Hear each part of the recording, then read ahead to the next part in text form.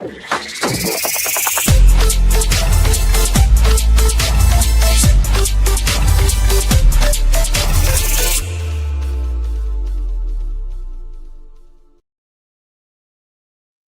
evening. Welcome to Ireland Live for Friday the 26th of September 2025. My name is Paul Fitzsimons. I'll be joined in a few minutes by Orla Donoghue. I have a packed show tonight now, I have to say, with free speech, a few bits about vaccines. We have homelessness in Dublin. Paul Nolan received wow. They're really coming after us. I'm telling you now, they really are. I have a bit there from Jared Delaney I want to read out as well. We'll talk about that in a few minutes. I'm going to bring Orla up. Yeah. Good evening. How are you? Well, how are you? I'm good. Yeah, I'm good. Yeah, all good. But what are you listening to there? Oh, sorry. Have you on the background? Sorry, I normally have the television on in case I can't, the way somebody puts things up and it's hard to read on the laptop. Yeah. Hey, Mark, how are you? How are you, Mark? How's things, buddy? Good evening, all. Hi there, Paul. Oh, yeah, fairly, as I said, pack show. Hope you went back to the last few days to download everything. I downloaded a good few, yeah. I did, yeah. Yeah. Could start ringing Martin to do it. Yeah, exactly. Yeah, it's all right. I can get it up and Grant. I can get it up tonight. This is a running joke. This is a running joke. Oh, Lord. But I just want to. There was a thing put up there. Now we're talking about Paul Nolan. I'll just talk about Paul Nolan for a minute there. Like, Paul Nolan has been going around the country, and he highlights it, especially over the south side. You know what I mean? Him and Tinker highlight. Well, more so Paul does it, but Tinker does be with him. They do be on patrols in town and everything, and they document everything. So we've used Paul's video on the show all the shows umpteen times, and now this new law was passed, and now all of a sudden he's the first one to be done on it. Like, come on, like that's what's going to happen here now. We're all. And I say we will all be silent now very shortly, especially if Jim Gavin gets into already.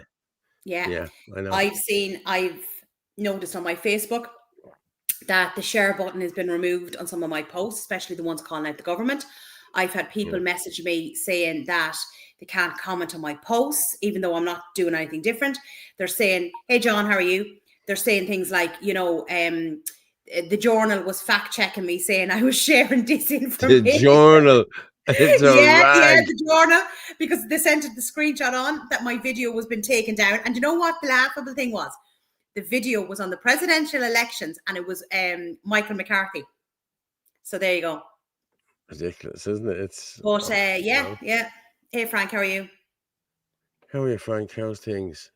Yeah, but as I said, Paul Nolan is one. But listen, I have to put this up here now because Derek Bly was as well this week. He was arrested, and so was Ross Lohive. Oh yes, I was talking to Ross. Yeah, so I actually asked Ross, "Did you want to come on to the show?" And he said, I can't. You can't. I'm not allowed to speak about it. Yeah. So let's just share. I'm just going to share. But he said it was okay. He's going to come on and be my new co-host. Yeah. That's not going to happen. Not going to happen. Okay, there it is. There, I'm just going to read it there. That's from Jer. Good man, Jer. Fair play to you. Doing great work. First, they came for the anti-maskers. That was me, and I did not speak out because I was not an anti-masker. Then they came for the anti-vaxxers, and I did not speak out. I'm one of them as well because I'm not an anti-vaxxer. Then they came for the anti-lockdown activists, and I did not speak out because I was not an anti-lockdown activist. Then they came for nationalists, and I did not speak out because I was not a nationalist. Then they came for me, and there was no one left to speak out for me. Wake up, folks. It will be you soon. First person jailed for posts exposing identities of asylum seekers. Yeah. I don't know whether that's the one from, do you remember, was it up in Crooksling? I don't know now, to be honest with you, so I can't really comment on it. I'm sure someone in the comments will tell us. There's Ferg there. Was that Crooksling, Ferg? I don't know whether it was cruxing or not, because there was a couple of videos posted where a couple of them come out and start trying to give it to the, trying to act smart and all that. But I don't know whether it was that, but it was. Hey, How are you, Ferg? Yeah. Good evening, Paul. All everyone in the chat. Disgraceful carry on that anti-Irish kangaroo court yesterday. He's back up on the 7th to the 11th, his birthday. Make sure you're there to support him. Yes, make sure you're all there to support him. Erden Gabra, everybody. But let me just share that there. Ex-election candidate charged with harassment of Garda in Cork. I can guarantee you now, every election candidate that's speaking out is going to be rounded up here now. Oh, they've forgotten the most important part. Where's the failed election candidate? That's what we normally always get lamped with. Yeah. James, the nationalist movement is a disorganised clown show, unfortunately. Hey, listen, doesn't have to be. Joey Peel, he got 10 months jail. Joey Peel. Yeah, he got 10 months and 3 months was suspended, which is so wrong. How are you, Paul, or in chat? Would it not be a good idea to have some sort of proper poll to see the real numbers of Irish people that are homeless, the real figures, Paul? Yeah, Jesus. Listen, there's hundreds of thousands, like, you know what I mean? We've a video to play. Yeah. Of 2 homeless people lying on the streets. Yeah, well, I seen that. Yeah, disgrace. Up in Dublin. Yeah, I actually contacted the Liberty Soup Kitchen, so they were going to go around and check on them. Absolutely disgraceful. I'll play that now in a minute, but I just want to finish this off there. Court charged in connection with harassing a member of An Garda Síochána in Cork. Now, nobody harassed anybody. You know what I mean? It happened on the day. They're saying this happened over a period of time or something like that. And then you have Derek Bloy, anti-immigration activist who stood as a candidate in last year's year, has appeared in court charged with harassing a member of An Garda Síochána. This is the same Garda. You know what I mean? Right, okay. And there's Paul there now. YouTuber becomes first person jailed. A self-described citizen journalist and YouTuber has become the first person to be jailed in a landmark case for online post, which risked identifying asylum seekers in Ireland. Well, there you are. You've made history, Paul Nolan. You're the first. You're the first person to be jailed in a landmark case. Well done, mate. Bullshit. Do you know what you just laugh at? Like, we have murderers and rapists and pedophiles, but let's not mind about them.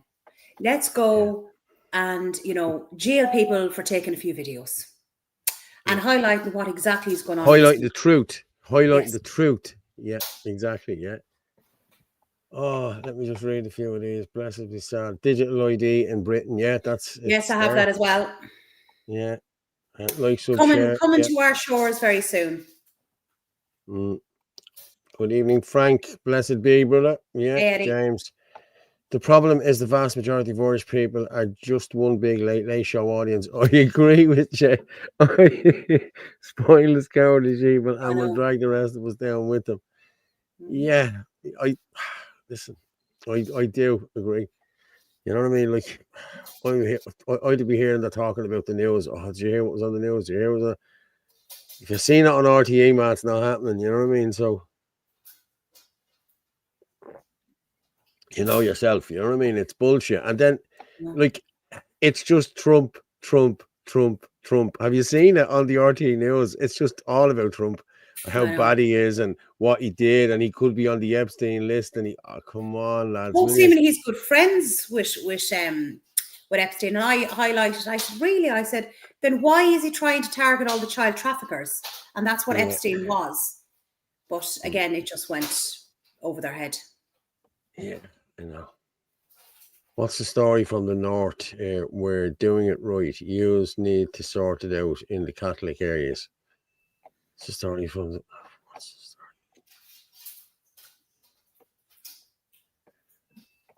the story? Okay. No.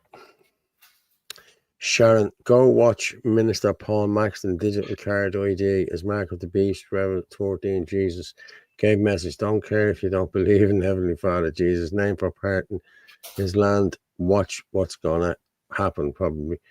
No, I agree. These ID cards are the mark of the beast. You know what I mean? I seen a video today of a girl in Sweden beeping her hand to pay for. Have you seen it? To pay for something, and she thought it was brilliant. Ooh, look what I just did! Look at that. God, you have to be tagged now for forever. You know what I mean? She won't be able to buy things now. You know, this is what's going to happen with this digital ID. It comes in the UK, you don't get vaccinated, your scores drops, or you try to use your card and it doesn't work. And there's no way of stopping it unless you get vaccinated. End of story. People, that's what's coming. It's coming here as well. And I'm telling you now, the money's going to be cash is going to be dropped fairly rapid. You know, as I said, my brother was away and there was no cash. I think it was only the Pakistani shops that took cash. That was it. Everything else was cards in Liverpool and Manchester the other day. So it's already gone. It's gone in the UK. Like everyone is using it in the UK. You know what I mean? Well, I use cash as much as I can. You see, and they made it handy for you as well on your phone, on your watch, on your ring. You know, come on, lads. How lazy do you want to be? Like, you know what I mean? Just take out a 20 or, you know what I mean? Trump is a legend. Yeah, I agree with you. Never mind what's on the news. The real chat should be what are we going to do about it? Yeah. There is chats to see what we're going to do about it, trust me. Yeah. Yeah, I'm going to send on. There's another video there now in relation to Steen Anderson about the digital ID as well. There, Liz Pepper, there, digital ID after the undemocratic presidential election, and they are undoing the triple lock. Yeah. Mm-hmm. You see, you get him in here. Like, okay, Jim Gavin, whatever came out the other day, whatever was put out about him the other day, he was all over the news. We all seen it. Like, you know what I mean? I'm not going to play him because I don't give these creeps fucking airtime. But he just came out like, and he said, what I did a while ago has nothing got to do with anybody. So it's nobody's business but mine. So he didn't deny anything. You know what I'm saying? I know. He obviously he did it. You know what I mean? So listen, we'll see what comes out. Captain Boardseye is supposed to be bringing something out the 23rd or something or whatever. I don't know. The day before the election. Not that that'll make much difference. Yeah. But no, it was an absolute disgrace what went on with Maria Steen. Like, whether people had issues with Maria or whatever, we had a right to choose. She had a right to be on the ballot paper like those other three stooges. Of course, you know? Of course. And at the end of the day, like, you know, in a democratic society, you should have the right to choose. So I will be spoiling my vote because I am not giving a vote to either of those three. Speaking of spoiling your vote, didn't you send me on to spoil your vote thing? Yes, I sent you on a picture of it, yeah. So this is what people need to do. I mean, if we can get 100,000 or more that will say they come out of these marches to spoil your vote, it's going to cause a huge amount of trouble or a huge amount of problems for them because seemingly it's very time consuming to go through all the spoiled votes. So it's going to wreck their head, absolutely wreck their head. There was another picture I saw. And what's going to happen is, what's going to happen is people are going to be in that counting thing and they are going to see these spoiled votes, you know what I mean? So they can't hide this time, you know what I mean? Oh, it can't be hidden, you know, it cannot be hidden. I think I sent you another picture. I really like the other one. Now, this is actually one, I put this up on my Facebook and my share button was taken off it. There should be another picture there. Hang on. As far as I know. I think I sent you on two. Did I? No. Oh, no. Vote. Did I not? Okay, hold on a second. I'll send it on to you. I thought this one was actually really good. This is the one I used on my Facebook page. I just thought it spoke kind of volumes. Here it is.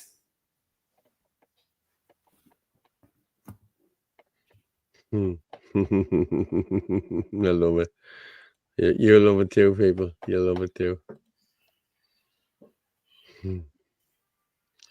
There you go. But it's us being silenced. We're not having a choice. You know? Exactly.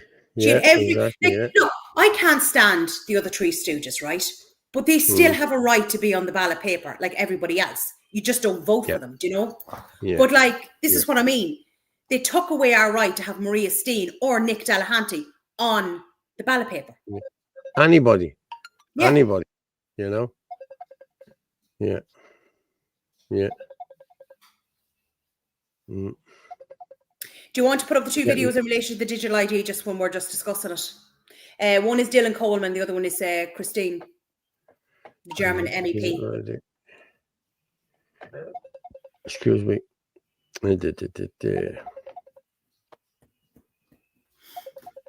Who was it, did you say? It's the last two videos that I sent over. Just now? Mm-hmm. Oh, yes, yes. Okay, I have one now. I like her. She's brilliant. She's brilliant. Yeah. Hang on, and she's speaking out about everything. She's brilliant, yeah. This is a savage interview. Yeah. Savage interview. I watched this the other day. Mm-hmm. She's really good. Picking things up in a very aggressive manner.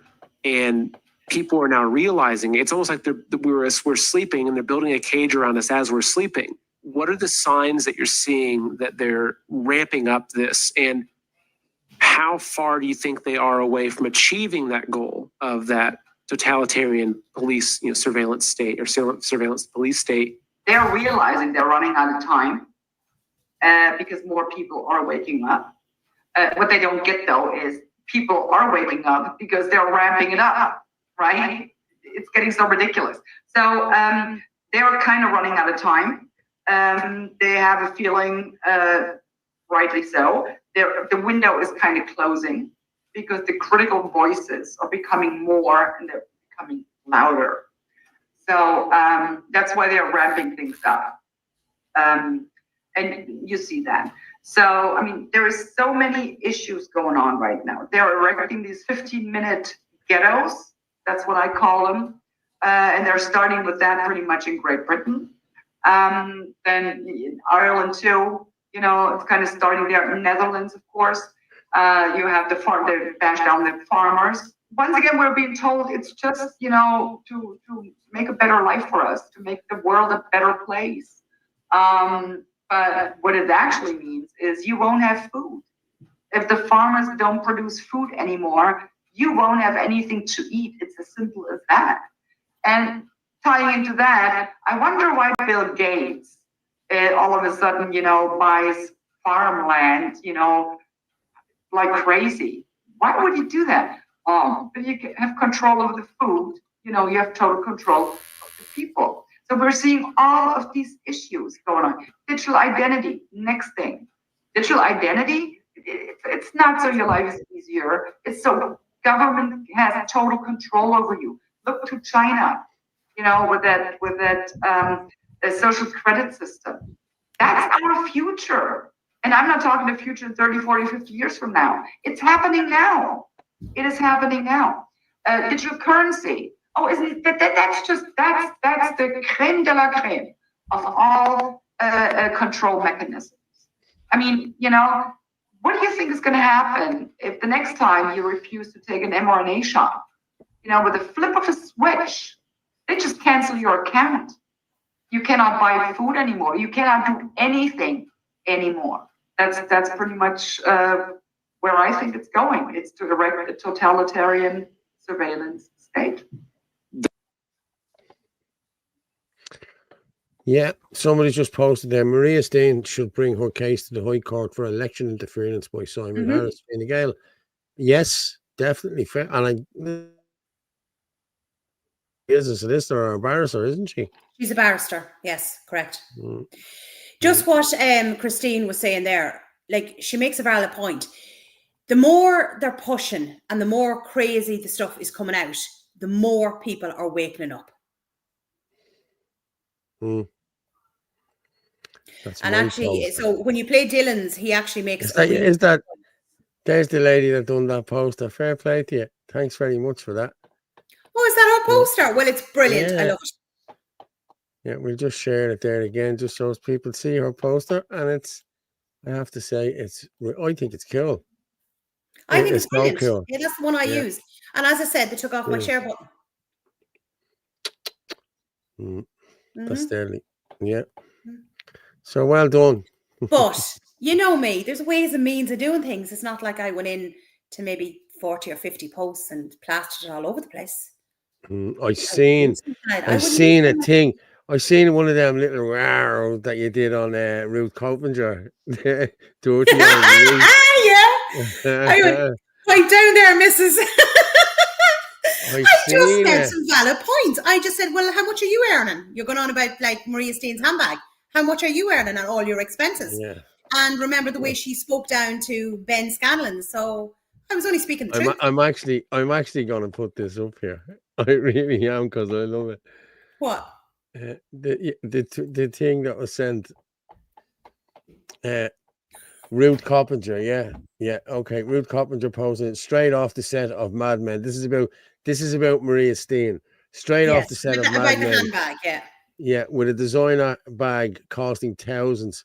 Where do these privileged Iona types get off from legislating on and dictating to us or whatever? Okay, so Orla wasn't happy with that. So hey.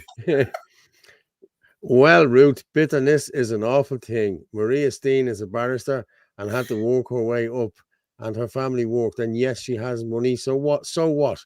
Remind us again, Ruth. How much do you earn in the doll and all your expenses? Well over 100K, is it? If people work hard and have money, well, fair play to them. They can buy whatever they want. Also, I remember a time only recently you looked down your nose and were very rude to Ben Scallon, a journalist from Gript, who I've only ever seen act in respectful manner towards TDs where you're not. So maybe pipe down there, Mrs. Oh, and P.S. Maria Steen cares about Ireland, unlike yourself, who was more worried about every other country in the world via our own, which is on its knees. Well said, Orla. Well done. I hate Ruth Coppinger, and she hates me. Do you know what, right? You can point things out without being like horrible or degrading or rude, because you have to remember things are going to be screenshotted and used against you later on. So there's a way of doing things without, being horrible. You still get your point across, and that actually did quite well. It did. I called out Michael McDowell as well, because I couldn't believe what he did to Maria Steen.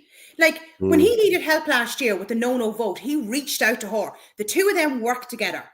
And then he turns around and he does that to her. Why would you do that after, like, she helped him? So I called him out as well. Adele Gillick there. Senator Linda Nelson made recklessly pushing all childhood vaccine today without mentioning all the pharma company side effects and warnings. Senator Nelson is not a doctor, yet she is vehemently pushing a pharma product without mentioning guidelines. Thanks for that, Adele. So, I think I actually didn't. I send you on the video. No, we'll stick on the one thing first before we move on. But I've nearly gotten 1,000 shares on the Michael McCarthy video, which is absolutely amazing. I didn't even think I'd get anything like that, because I thought, it'd probably be blocked or whatever, in relation to Helen McEntee, going on about what was coming into the schools. Yeah. So, look, do you want to play Dylan Coleman's video just in relation to the ID, and then we can move on? Yeah. Because Dylan makes some really good points. I have to say, I think he's great over on TikTok. Is this the digital ID? Did you not send that to me already? It's the one above Christine's video. Yeah, I thought I copied that already. No. See there, look. No, yeah, I see it now. Okay, no, it was the other one. The other one as well, the digital ID. Okay, just let me save this then. This is just, I screen recorded it. Sometimes TikTok can be a bit funny. Some things you can just download, and then other times you just have to screen record, which is a bit of a pain, but anyway. Yeah, hey, listen, it is what it is. Let's not worry about it. Right, let's go with this digital ID then.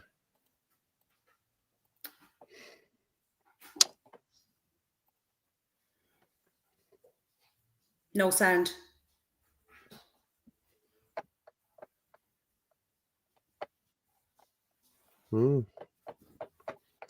Okay, well. Yeah, I have the sound. You have sound? No, there's sound on it. Okay.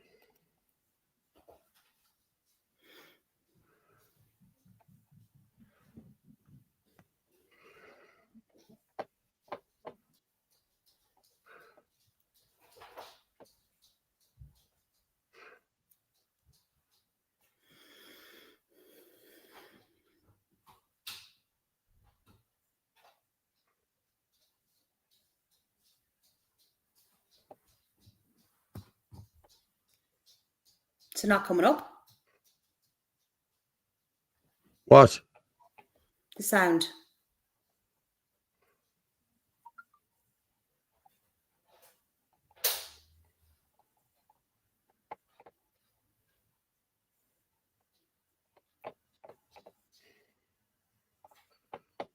Stop sharing that for a minute. Then some people say there's no The sound sound. is definitely on it. Just try it again. Hang on. That's a weird one. Let me just pull this down. I'll pull it down here and play it from here. Well, yeah, the digital ID, it's coming in here. It will be in. Fergus has to send me something. I hope it's a video of the courts. Yeah, cool.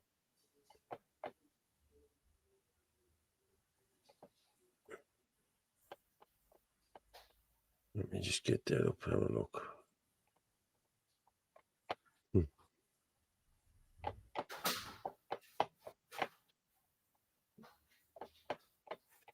Okay, we play this from here. Okay, you should have sound now. Okay. UK digital ID cards will be made mandatory for all adults to tackle illegal immigration. And apparently this is going to be one of the best ways to stop people coming to the country illegally and working illegally. And they also claim that it's going to make it easier for employers and landlords to make sure that they're actually employing and renting to people who have the right to live and work there. And the first question that I have is, if this is to tackle illegal immigration, why will it be mandatory for every single adult in the UK to have this digital ID? If the main purpose of this ID is to tackle illegal immigration, why do people who were born and raised in the UK need this? And to me, it's actually laughable that they believe that this new brick card is going to stop people from crossing the channel on boats. Meanwhile, if you do get across the channel on the boat, you get put up into a 5-star hotel, you get free healthcare, you get money, you get food, you get everything. And the accommodation, the money, the healthcare, everything, the government are actually providing to illegal immigrants. But yet this new brick card is going to save the UK. Or would it not make it easier for the UK to provide legal immigrants with physical IDs that they can prove that they have the right to work and live in the UK, and just round up all the illegal ones and send them back? I think the main focus here for the UK government is to stop them coming in rather than bringing them here and then complaining that everyone needs digital IDs. And Keir Starmer is actually one of the biggest problems with illegal immigration in that country. He is allowing this but wants to introduce this. The main question that I genuinely have is, if it's about illegal immigration, why does every single person in the UK have to have this? Very good Exactly. question. Why does everybody Very good question. who's born, why does everybody need it? Even people who are like born in Britain, several generations, why would they need it if it's just about illegal immigration? What we need is very simply called mass non-compliance. And what people need to start doing is just saying no. That simple word, enough of us stand up and say no, that stops it. Did you see, speaking of illegal immigration and legal immigration and everything, did you see the video from Michael McCarthy about the population growth? Which one now? The one where we've already exceeded the 30. No, I mustn't have seen that. I haven't seen it yet. Okay, let me just. When did he put it out? Today? Just a while ago, I think. Oh, right. No, I didn't see it yet. Bear with me.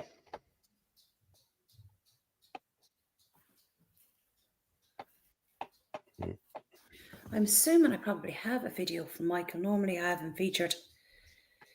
I have something from him. Okay, have a listen to this, people. This is shocking. Like, you know what I mean? This is shocking. And I have to say, Michael he does great work. I have to say. Oh, I love he's his brilliant. I use his stuff Yeah. all the time. I just think he's fantastic. Yeah. Oh, I do have a video in relation to France from him. Okay, yeah, I've seen that one, yeah. Yeah. Let me just put this up here and wait until you hear this. See this, people. This is just shocking. Hang on. No. I didn't add the sound there. I need to add sound. Bada bing, bada boom. Madison strike, is it, Paul? Yeah. Okay, people, have a listen to this. Tell me a thumbs up if you have sound. Should shock you. Ireland's population has been growing, but just how much has it been, and what does that look like? When I finished this video, how many of you knew of these statistics? Did you hear about it on the radio? Did you hear about it on the TV? Or has it been completely hidden from you? In 2019, the CSO did out a report predicting population growth. They had different scenarios: high migration, high fertility, low migration, low fertility, and everything in between. On their highest one, M1, F1, which is high migration, high fertility, they predicted our population to reach 5.8 million by 2036. That is their highest prediction, and we will reach that within 2 years. Most of the predictions they made for 2036 we have already overtaken 11 years in advance. Our population is growing that much. We have passed their estimates for 2036 and it's only 2025. Here's another thing. How much of that population is Irish? How much is non-Irish? Well, if we do out the figures, only 6% of the population growth is Irish. 94% of that is immigrants. Here's the graph. The blue is non-Irish and the green is Irish. Now, I don't have to tell you if this trend continues. For 5-10 years, Ireland is no longer Irish. You wonder why your GPs are full, why hospital beds are full, why people can't get places in schools, why your house prices are expensive. Well, this is why. We have overtaken their population estimates by over 11 years, and 94% of it is people coming into this country. Only 6% of it is Irish. This should shock you. Ireland's population has been There you go. growing, but Well, what you call him? My head's gone. Your man over the Green Party. Oh, Roger O'Gorman is over the Green Party. No, The old fella. your man. What you call him? My head's gone. Your man, that was who? Your man Ryan. Eamon Ryan. Eamon Ryan. Yeah. That dope. Right? Dope. Do you not remember him turning around and saying that in the next few years the population of Ireland was going to be 10 million? How's that going to happen? Coveney He said the actually same. came out and said it. Coveney said the same. Coveney said it as well. This is all this sustainable goals and everything else by 2030. This is But all they're being telling looked at people, now. like they're actually telling people. Mm, You know, mm. we're not making it up. They're actually telling people, like, you know. Yeah. So, what's happening at Dublin Holyhead Project? Travel Holyhead to Dublin on Wednesday night. Saw nothing. What's up? I don't know what. Didn't hear Was anything. it Michael John? Michael John put something up there about Holyhead. Both Holyhead and Dublin ports are being disrupted. I don't know who they're being disrupted by, to be honest with you. Yeah. Designed to decide we will be like the Indians in USA, soon a minority on our own land. Yes, we will. Like we will. And like I met a few young fellas this week that have only young fellas, 22, 23, and 2 and 3 kids. Like, you know what I mean? So fair play to them. Off you go, lads. Walk away. That's what we need. And someone said it to me a couple of weeks ago, I wouldn't wish it on anyone. I wouldn't. Well, I'm sorry. We have to. Otherwise, other people will be having 10 and 12 kids and we'll be having 1 or none. You know, they have people bought out of the market here. You know what I mean? Husband and wife have to work in order to pay mortgages. I know, yeah. You know, and they don't. Oh no, we can't afford to have kids. Can't afford to have kids. Like, you know, come on. But sure, that's it. And then they get to 40, and then they don't want kids. Then, you know, it's like, oh, sure, I'm enjoying my life, and I'm this and I'm that. You know, and then they have kids, and they're only like bleeding. You know, I don't know. It's not on, like, you know what I mean? Like a mortgage now was what? Just say, the lowest house is probably what, $500,000. So what would the mortgage be on that? 1,500, 1,600? Depends over 25 or 30 years. Could be $2,000, yeah? Yeah. Like, that's an awful lot of money to be paying. Like, you know, that's why the two people have to work, you know? Yeah. Yeah. That's why there's no kids. But if you have everything handed to you, free house and free medical card and free money and everything else handed to you, why wouldn't you have loads of kids? We're getting an awful lot in there. People are going, I'm going to spoil my vote by writing Maria Steen #1. Yeah, So I'm will going I. to do it too. Yeah, I'm going to do it too. So let's do it, people. Spoil your vote. Maria Steen #1. We have a great saying in Cavan. I wouldn't give them the steam of my piss. Excuse my language. We So have they're that not in being Dublin as well. You probably robbed that from Dublin because we always say that. Yeah, well, that's a great saying in Cavan. The future is horrifying. They want more people in this country. It means a big economic growth, and the rest are distracted with GAA, Man United, Facebook, and gyms. Most Irish people aren't interested in the future. Oh, I agree. Booker T, 380,000, Paul. What's 380,000? What was that, Brooker? What was he talking about? I don't know. So am I after winning money or something? Never no upper limit. Eddie Powell, should people not be able to sue the state, or if family is head of state in the Constitution and the government has flipped it the other way around? Should people not be able to sue the state? So if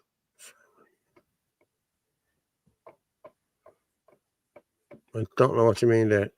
Should people not be able to sue the state if family is head of state in the Constitution and the government has flipped it? I don't know what you mean, Eddie. Come back to me on that there if you can. What percentage of the population is foreign, including foreigners born in Ireland? But sure, we're not sure. Sure, I mean, between illegals coming in, do you know, sure, how does anyone know what the accurate figures are? Yeah.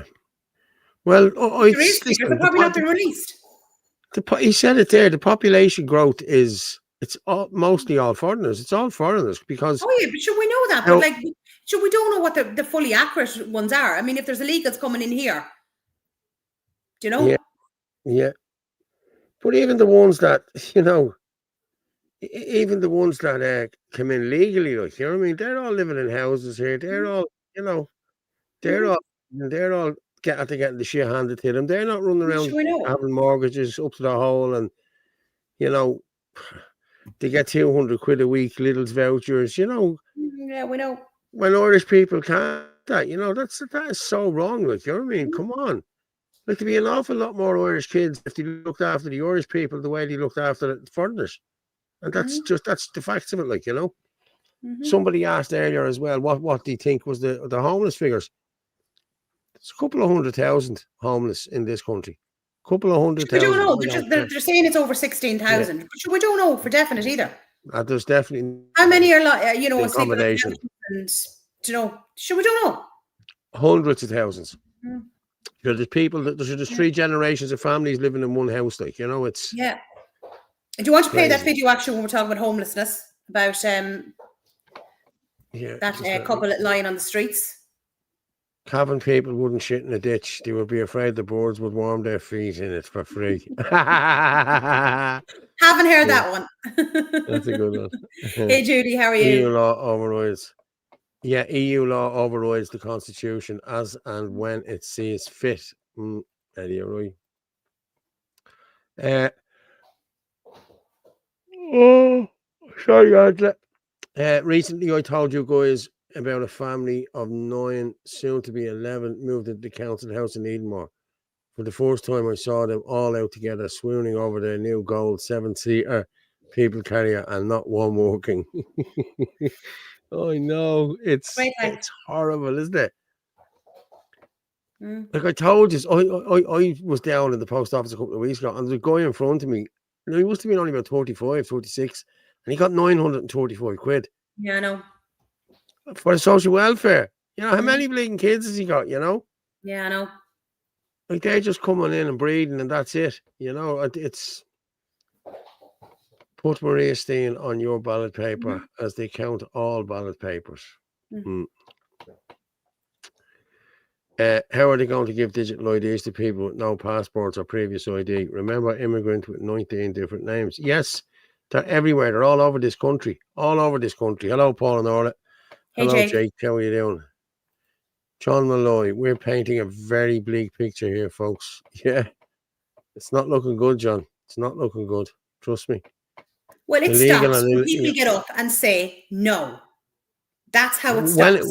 When you don't is need enough everybody. enough? You Like, just need a vast majority to stand up Yeah. and say no. It's as simple as that. Yeah. The legal and illegal people coming here are coming from shitholes, and this is a holiday. Free house, free money, and a future. Treasure That's Ireland. the Yeah, reality. I know. Treasure Ireland. You're dead right. Vincent there. Exit.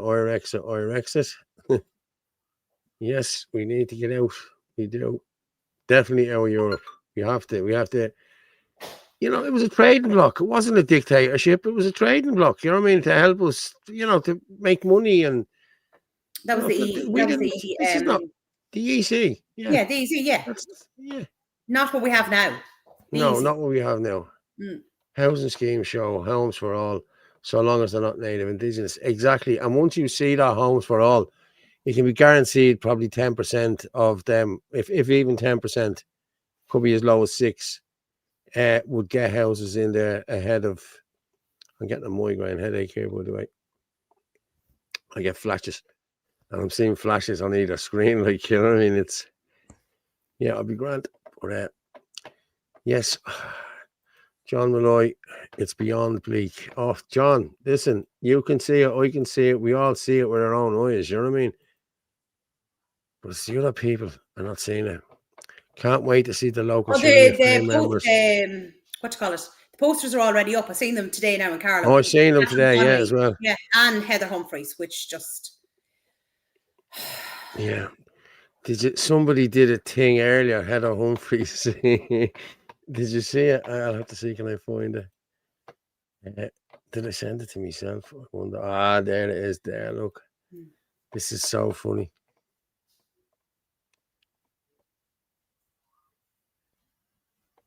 Oh, hang on a minute.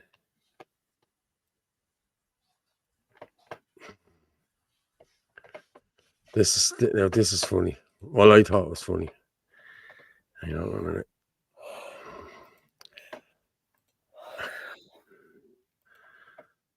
No. Oh, I saw that. Listen. Did you see it? Yeah, I did. Do you support fox hunting?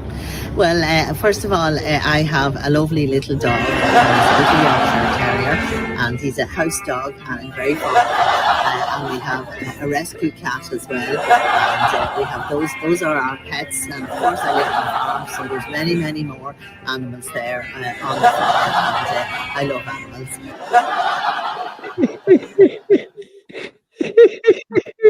Yes, that is the answer to do you support fox hunting with, you know, animals ripped apart. That is your answer. I have a lovely little Yorkie, yeah. Well, so do I, but I'd be able to answer the questions on fox hunting.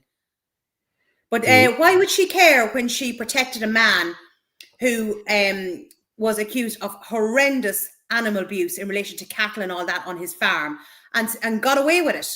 But yet he was still claiming the single subsidy payment, which to me is fraud. You know, he was going to be up a court, and that was all swept under the table. So she signed off on that. Do you know? I think she signed off on that. Yeah, she did. Now, how did he get away with that? Like, the judge said it was absolutely horrendous, the animal abuse. You know what I mean? So, like, it's ridiculous. What do you expect from the Department of Agriculture? They don't care. Yeah. She's... Oh. Anyway, can we play that? Let's go back and play that video in relation to the homeless people. That's important to highlight. Yes, I will highlight that right now. Homeless. Where are we? Yes, homeless. It's only a couple of seconds longer anyway. It was shocking. You're shocking. They're Irish people. Like, look at the way they have to sleep in the middle of Fisborough shopping centre. Like, fucking government shouldn't be ashamed of themselves, and that's the God honest truth.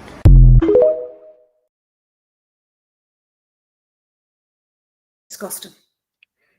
Ah. It is disgusting. It is. And that was another thing Paul Nolan and Tinker were highlighting as well, was the homelessness. You know what I mean? But because these are protected species now. That's just the way it is.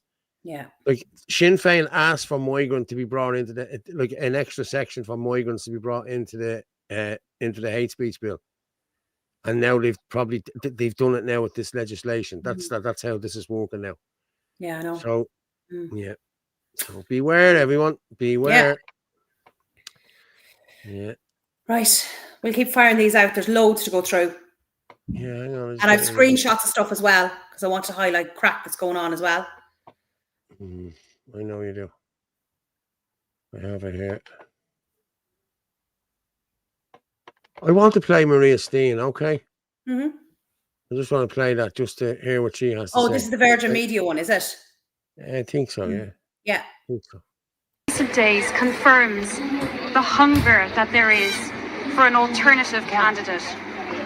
Sadly, that hunger will now go unsatisfied. Rarely has the political consensus seemed more oppressive or detached from the wishes and desires of the public. I'm also grateful to the 18 parliamentarians, true Democrats all, who gave me their signatures.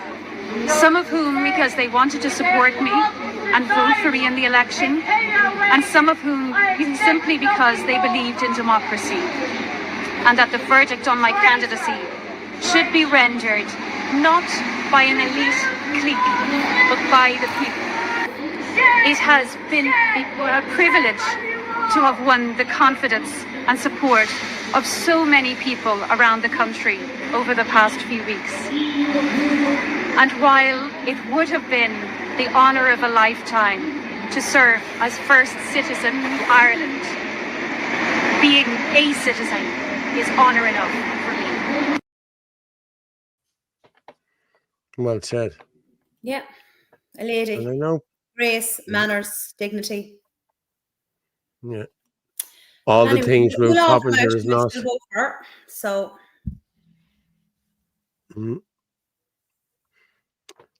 Yeah, hold on there.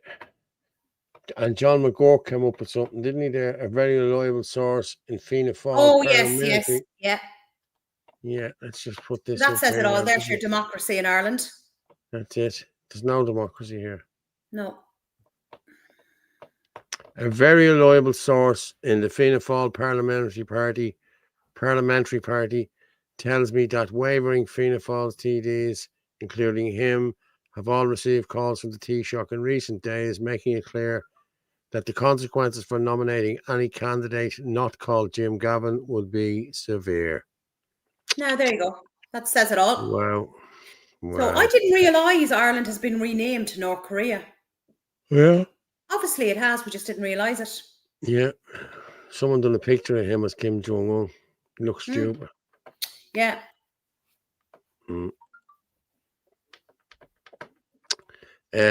Isn't Maria Steen's symptom of the destruction of traditional Ireland? I don't know. Destruction of traditional Ireland. Traditional Ireland, no. Just goes to show no matter who it is, they will stop it. Yeah, it is true. They only want their own minions in, and that's it. Well, that's it. You've 3 to vote for. That's all you have to vote for now. You know? Oh. An English tourist or attacked. Am I saying this properly? Yeah. In Temple Bar. Oh, yes. Another English tourist, yes. Or sorry, another tourist, yes. Oh my God! Let's have a look at this. This is doing fantastic work for tourism in Ireland. English tourist in hospital after being stabbed in Dublin's Temple Bar. Man in his 20s assaulted on Saturday night in popular tourist spot. This is last week. Another fella. This is another English guy. An English tourist is in hospital after being stabbed in Temple Bar on Saturday night. A man in his 20s was taken to James's Hospital for his injuries, and they're not life-threatening. Gardaí and emergency service attended premises where the alleged assault took place on Saturday night at approximately 11:15 p.m. A man also in his 20s has been arrested in connection with it. And no description given. No description given. So we all know, don't we? Well, yeah. We better not say anything because we'll have the top police crashing down on us. You know what I mean? Mm-hmm. But listen, Dublin is not safe whatsoever. Dublin is a kip. I walked through it this evening. You know what I mean? And it's... Well, now it is. I did point that out, that it is safe for Jim O'Callaghan, because it's okay for him with his 20 security guards, the armed forces, and several Gardaí with him. So of course it's safe. The same way as it was safe for her when it was there 3 years ago. You know, remember the skit that was done on her? Remember, was it last year? It was brilliant, where she was walking around Dublin and she had all the security around her and everything like that. That was absolutely brilliant. Just another day for your diaries, people. The 20th of October, Phil is up for that bullshit in Bray where he was assaulted, and now they're doing him for a fray which carries a sentence. They're coming for us all, lads. Yeah. They are, and I've said this before. I've said this before. Everyone, none of us are safe here now, lads. I'm being honest with you. You speak out, you go to jail. That's it. Maria Steen could be Ireland's Le Pen. Yes. Why is Enoch's brother blocked by practicing law? Because he's a good Christian. He's a good Christian man. You know what I mean? And he'd probably call out corruption. I'd say that's exactly why they don't want him in there. Because they're all greasing each other's palm. You know what I mean? It's just an endless cycle of money. Oh, I'll get you free legal aid, but it'll cost you 150 quid. Well, how can it be free legal aid if it's costing me 150 quid? Like, you know, yeah. And then we get this fella on a retainer and he gets whatever, 300 quid a day or 300 quid an hour if you have a barrister. You know, it's just an endless money racket. That's all it is. And then one will tell you to plead guilty. Oh, plead guilty. You can plead this and do that. And they're doing each other's bidding. They don't even need to have you in the court because they've already sorted it. You know what I mean? It's already been done. This has all been done. You know what I mean? It's just all theatre. In this gobshite, we do a bit of theatre with him, you know? It's crazy carry on, like, you know? It's the courts. That's what we have to deal with, you know? Yeah, hang on there. Has it ever occurred to you that the vast majority of Irish people are happy with the status quo? Yes, it has. Oh, so there's plenty oblivious to what's going on. Either that or they're hiding under the bed. Yeah, no correlation. Yeah. Fianna Fáil and Fine Gael told us Dublin was safe. Well, it's not safe. It's not safe. It's full of people I don't know. And I know, geez, I used to be able to walk through town and I'd meet 20 people that I'd know. You know what I mean? How are you, John? How are you, Anto? How are you, Wacker? You know, now you see nobody. Like you don't recognize the people that are in town now. I'm being honest with you. Well, now, hold on a second. When we're speaking about something now, we will feature the two screenshots. I have the one with they don't care, and then the mosque is underneath it. So they're too busy doing this, so they are. Shabo's screenshot. Yeah, is this the 7-story mosque? Yeah, and then above it is what I'm talking about. Where I Shabo's. They don't care, yeah.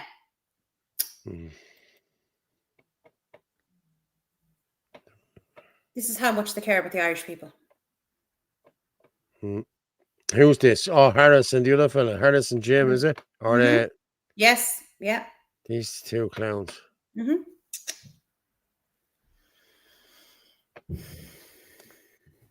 you go. 6,000 homeless children in Ireland. Kids dying on waiting lists for medical care. Entire families emigrating to find homes. Ice cream for these girls. Yeah. Gosh, it's a great life. Sure, who cares? Who cares? Yeah. Yeah. If you go, is it just go one way? Let me see. Hold on a second, because I have them all connected. No, back the other way for a second. Just want to see. Yeah, back the other way. Now, this is over in the UK. Yeah. This was the royal banquet, wasn't it? Mm-hmm. Look at him Royal on his banquet. Yeah, and visit for Trump cost a reputed 15 million. If you think that's bad, UK aid to the Ukrainian dictatorship since 2022 has been 18.3 billion. No, it's more than that, isn't it? Is it 183 billion? billion. No? No, it's 100. No, billion, I think. It's 183 billion. Yeah, that's what it is. 183 billion. That's, yeah, and I'm sure that's what it is. You can tell me. For that, Starmer could have handed each of Britain's 4.5 million kids living in poverty over $4,000 each. Isn't that crazy? That, you know? Yeah. Oh, Isn't it just, it's just an absolute disgrace. And then you go to the mosques now. yeah. Look at this place, guys. Now, this is from a couple of weeks ago. This is a 7-story mosque and apartments for Dublin. Look at how ugly that looks. Look. Yeah, 7 stories. Wow. Mm-hmm. Look at that. Oh my God. Dublin City Council is to give its decision on planning permission for a 7-story development featuring a mosque and apartments at Black Pits, Dublin 8. The project, entitled Al Barry Mosque and Apartments, how fitting, is being tendered by Barrett Mahoney, Civil and Structural Consulting Engineers. The proposed development is on the site of the former warehouse owned by Independent Clothing Holdings and will involve the demolition of the existing 2-story structure. The company is owned by Azar Barry. Of course, that's who owns it. Good man, Azar. So this is, I think this is a little bit, no, that's, no. No, that's Victor. I wrote stuff attached to it, underneath it. Yeah, that's what I was looking for there. I got a super mosque given green light. A 7-story high mosque and apartment build has been given the go ahead by Dublin City Council. In the midst of a housing crisis, DCC ignore 16,000 homeless. I can only say that no sane Irish person would ever choose to live above a mosque with call to prayer today is being built for the purpose of our imported Muslims. In 2021, On Board Planala rejected an appeal application in regard to the same project after DCC gave permission for the building containing 27 apartments at numbers 25 and 26, Black Pits, Dublin 8. So it was rejected in 2021. Yeah. And in 2025, 4 years later, now it's getting the go ahead. Yeah, absolutely disgraceful.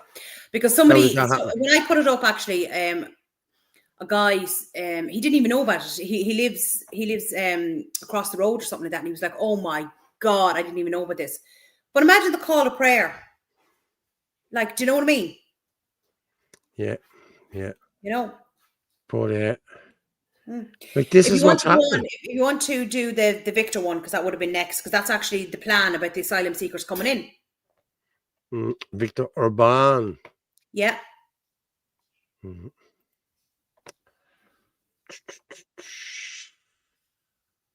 I do remember how Mr. George Soros published his plan in English in a Project Syndicate publication. It was done 2015, September 26. And he published a plan. He said that I'm quoting, here are the 6 components of my comprehensive plan.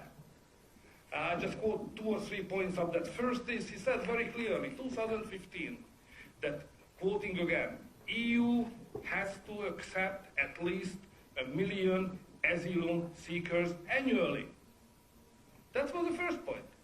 Second, he said, adequate financing is critical.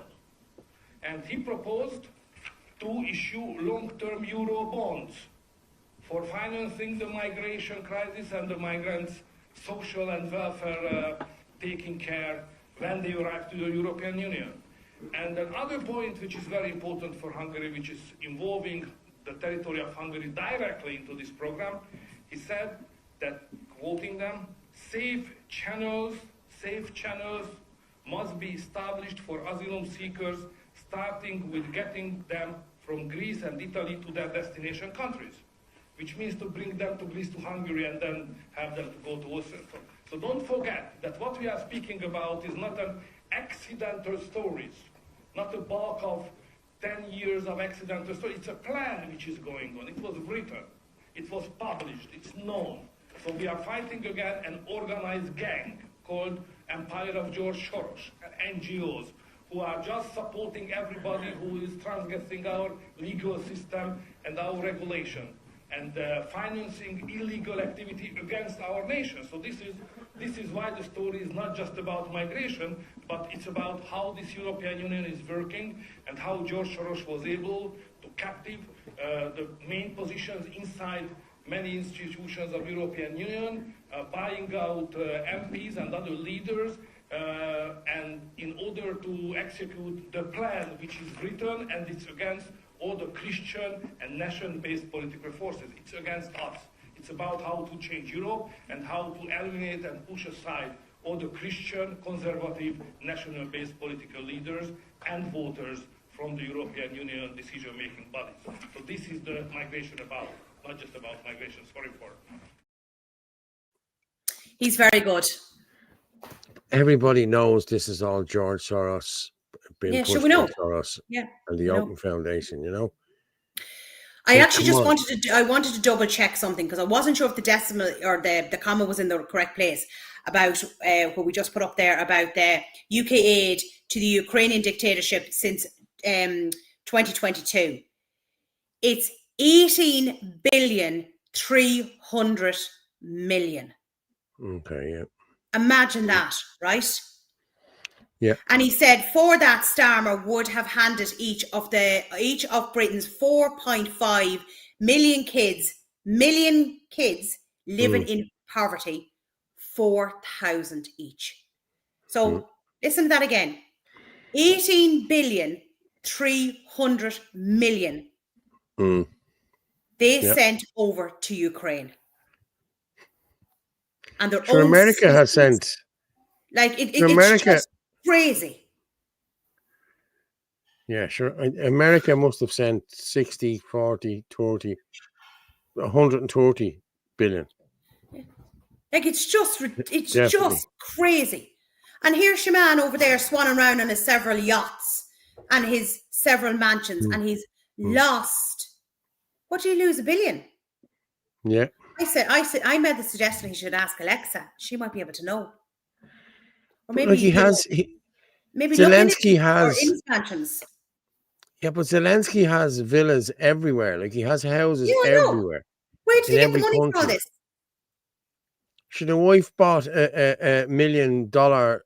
Yeah, I know. Yeah, car only a couple of months ago or last year. I know. Yeah, you know. God, where's all the money coming from? Don't know. You know where the money's coming from? The gobshites that's sending her over. You know. Should he sold off all the weapons? Should the weapons that were sent over as well, the money for the weapons, like they sold the weapons and got money for that. Like that's a fact. Like that was proven. Like, you know. Paul, I read George Orwell's 1984 book 6 months ago. Our world is becoming the reality of that book. 1984 and the way things are going, government, etc., totalitarian state. Oh, God, sorry about that. The 90s were the best. Yes, they were. I love the 90s. Loved it. We need to adopt a different approach. So Ireland has previously committed approximately 250 million in non-lethal military support to Ukraine. Yeah, that could be hats or vests or yeah. And we have 16,000 people homeless living in emergency accommodation, homeless on our streets. And children dying because they can't get operations. And people who can't get medical cards, and the elderly can't get home help, and the elderly who also can't afford to buy food. But sure, let's not never. People can't get a doctor. People can't get a hospital place. People can't get a dentist. No. Come on. You know what I mean? When is enough? You know, and people say that we've already got enough. Like as my dad said, you can't put the lid back on here now because it's gone. You know what I mean? And the statistics there earlier just tell you how much it's gone. Mm. You know what I mean? They're having 10 times, and when I say they, I mean foreigners. They're coming in here and they're having 10 times more kids than what we are. That is not sustainable. Ireland will not be Irish in 10 years' time, 15 years' time. And Yeah, that's the harsh reality of it. On the 4th of September 2024, the latest funding announcement will bring Ireland's total funding to Ukraine since February 2022 to over 380 million, including approximately 130 million, better not forget about that, in stabilisation and humanitarian supports. Our support for Ukraine is unwavering. Well, that's just lovely. Delighted to hear that. I'm sure that couple lying in the street are just delighted to hear that. Yeah. My God. And don't forget, people, sorry, I forgot to mention it again. The March for Jesus is tomorrow, isn't it? In Dublin. Oh, yes. Sorry, I Garden forgot about Remembrance, yeah. I didn't put the poster up. I'll find the poster now in a minute. I'll put it up. But yeah, the March for Jesus, 2 o'clock. Garden Remembrance tomorrow. So please go in. I think I've seen it somewhere. Do you want to, underneath where you were, do you want to do the river in England and then do the TikTok video by News by Orla? That's not me, however, but she is very good on TikTok. The river in India, not England. River, this is lovely to see. Wait to see this. I've seen this. This is just... I know. No, this is India. This is what you're letting into Ireland. this country. Go on. I'll show you the beautiful river. Well, I mean, you can't really tell there's water under there. Somewhere under all that rubbish is water.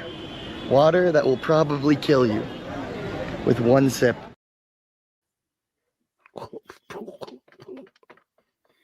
Lovely. I saw the video the other day of a load of them washing in that water. Oh, yeah, but sure. Yeah, I know. Oh, my God. Yeah.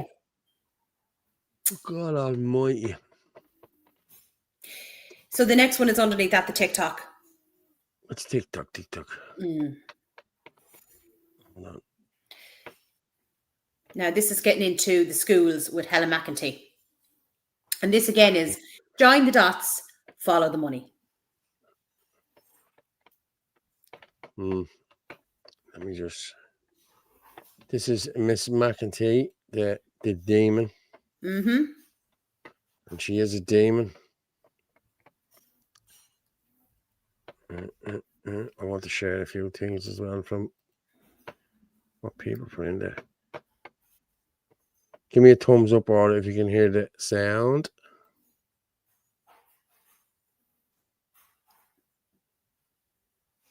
Okay. So we've no sound. Well, just bear with me there and we will come back with sound. Bada bing, bada boom. So learn about puberty earlier than they do currently. The syllabus will be phased in from next year. What I can be clear about here when it comes to the health and wellbeing curriculum is that students will be taught in an age-appropriate way about who they are, about their sexuality, about puberty. It's something that's always been thought of in schools, but we know that children are attending school later in life. So how do we make sure that we're talking to students before they reach that age so they understand what's happening themselves? And it is about making sure that there is respect among young people. I think, the issue of consent, it's about understanding how to make a decision that you can change your mind, how to say yes or no to certain situations. And I think it's really important that we're able to do that, as I said, in a way that's appropriate for each child. So much of these conversations will be happening later on in primary school in 5th and 6th class before they go into a post-primary environment.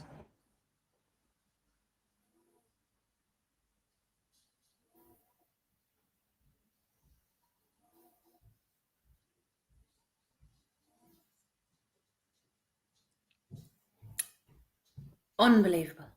They want to get kids before puberty because her husband is the marketing director for AbbVie, which is a puberty blocker tablets and medication. Yeah, because a parent reached out to me from Kilkenny and sent me on the screenshots, so I included them on my Facebook page. And his son is in first class. Like, do people realize that they are teaching about, it's not just this gender nonsense, they're also teaching about pornography, masturbation, sexual positions. It's horrendous. Absolutely. From 6 years old. It is disgusting. And one of the men who spoke out about it in Cork is being persecuted now. Exactly, Ross. Mm-hmm. Andy Hazeman went around doing it as well. There's a few other lads went around doing it with them. Yeah, I know. Well, Anita was there as well. Yeah, I remember them all. Like, they all went around doing it, calling them out. And like, I think Ross got done for, I think it was for wasn't it the story, the drag queen story? Yes, in the library, like yeah. And you can clearly see he was attacked, but like, it's crazy the way the guards turn a blind eye when we get attacked. Yeah, I know. You know, when that happens to any of us, like Gavin Pepper was, they threatened him last year. Yeah, man, that gobshite, the black fella, what's his name? Bladen Cannon Sound or whatever his name is. Threatened Gavin last year. Nothing. Nothing. But Mary Lou gets a phone call, or somebody else gets a phone call saying that this, that, and it's boo-hoo-hoo, and you're arrested. Come on, lads. We need two-tier justice system. Two-tier justice system. I know. They're making it up. Do you know what I mean? Yeah. So, yeah. I'm going to play this spoil your vote. Okay, just let me play this spoil your vote, just to play this again. Korea, or we say Russia. Well, there's no need to wonder anymore because you're living in it. And today just proves it. We're left with three stooges that no one really wants, and our only option is now to spoil our vote. It'll be a protest vote. Look, you've marched all over the country, waving flags in great numbers, and you've been ignored by media. They've reported false numbers, blah, blah, blah. So now you have a chance to protest vote. It's not going to cost you anything. If your candidate was on the ballot, you'd be going out voting for them anyways. So still go out and vote for them. And for people that'll say, oh, it'll be rigged, they can't report that, they won't report it. What other chance do we have? What other hope have we left? If you go out in the numbers that you've showed up to in marches, there could be 100,000 spoiled votes. That sends a clear message. That cannot be swept under the carpet. So, yeah, it's our only option. And if you want to show your anger, go out and write your candidate on that ballot paper. Put 3 X's through their names and just write your candidate. Simple. And we'll see where we can go from there, because we're obviously living in a dictatorship at this stage.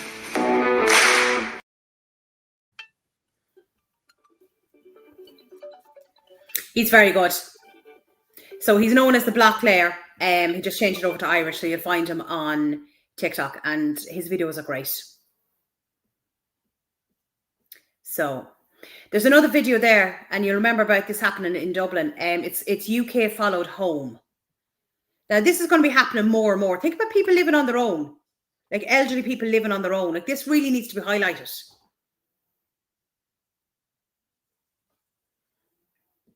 A young girl in Liverpool walks home to be followed by an illegal migrant who then decides to try and enter her home.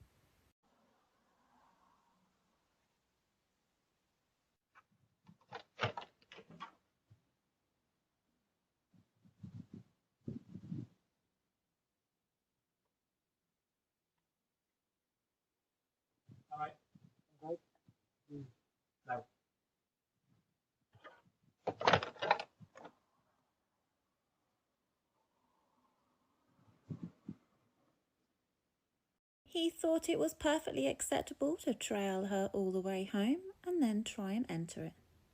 Now, if that doesn't sum up the madness of our immigration service, then I don't know what does. We have a government who can track every penny in your bank account and every word you mutter online, but they can't seem to track every person that crosses the English Channel. And what happens? The migrant just simply walks away. No swift arrest, no deportation papers. No, sorry mate, here's your one-way ticket home. Just a shrug of the shoulders and probably back to a bed that's paid for by you. So here we are living in a Britain where our daughters don't get home safely and illegal migrants get protection. If someone who shouldn't even be here can follow a girl home, try to enter her house and then walk away without consequences, then our leaders are not protecting our borders. They're abandoning them.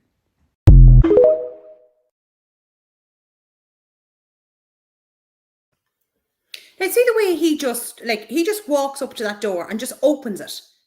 Like, what if that's somebody who, you know, was bringing in shopping or something like that and just hadn't locked the door behind them? He would have just walked straight in. Do you know what I mean? You're muted. I'm going to just talk there. Angela Leggett just put up there 3 simple questions which are put to Captain Kelly. This is Captain Kieran Kelly.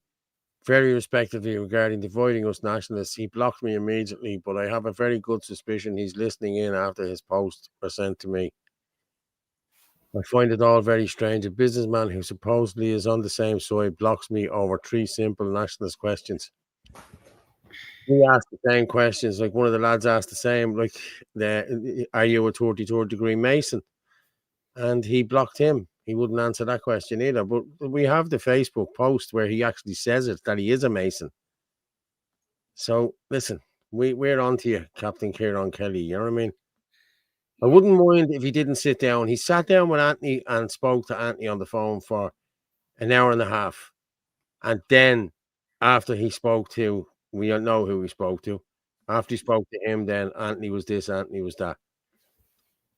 Come on, lads. You need to cop on to yourselves. You know what I mean? Cop on to yourselves. People are worried to you. Yeah. Well, he's gone. He called a couple of people scumbags on my page. So I called him out over it and he blocked me. I will not tolerate that sort of language on my page. Yeah. No, that's what he's doing. You see, I sent him a message on Sunday night to come on the show, you know, and he sent me back a private message saying, I don't take too kindly to being woke up or to, it was 3:30 in the morning when that came into my inbox. The time zone is different, you know, and I just text back, okay, sorry, I didn't realize the time zone was different. Thank you. And I just left it at that. He wasn't willing to come on. He said that he wouldn't come on with them two scumbags or whatever, you know. So there's none of them willing to come on and have a chat. You know what I mean? Like, why not have a debate? Why not have a chat here? You know what I mean? There was talk last night. Sorry, people. The reason we didn't do the show last night, and I'll just tell you outright, what happened was I was worried that this thing that he was supposed to have, he said he was doing this at 8 o'clock last night. And I thought, I need to listen to this, you know what I mean? I need to hear what's going on. And if it goes over 9 o'clock, we won't get any viewers, like, you know what I mean? That's what I thought last night. Did you, Orla? I thought that we thought there's no point in us, like, if there was something big on, and a lot of people were going to be watching it, then there was no point in us, you know, coming on. So we just said we move it to tomorrow night. But anyway, listen, we're not going to waste our time talking about these people. No, we're not. Exactly. Right. Can we play my Facebook page in relation to this woman speaking out about what's going on? I don't know if people have heard about this in relation to the SNAs. This is an absolute disgrace. And just bear back to what I was talking about in relation to the money being sent over to Ukraine. Right? And watch this woman. She's crying at the end. It's just horrendous. Yeah. Let me just share this.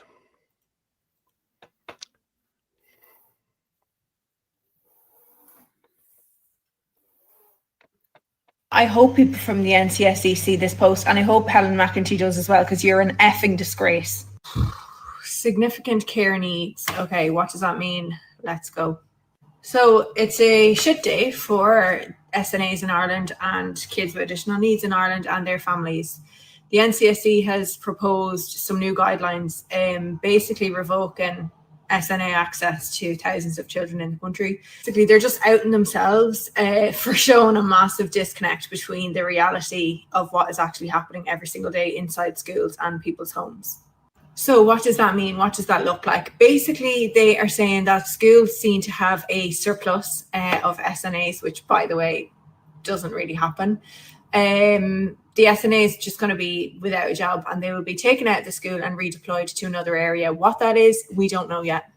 Last week, they told us that they were taking movement breaks out of the role of an SNA, and now they're saying behaviour support isn't the role of an SNA either. And anyone in this area or the parent of a child knows that behavioural support is a massive part of our jobs. Absolutely essential.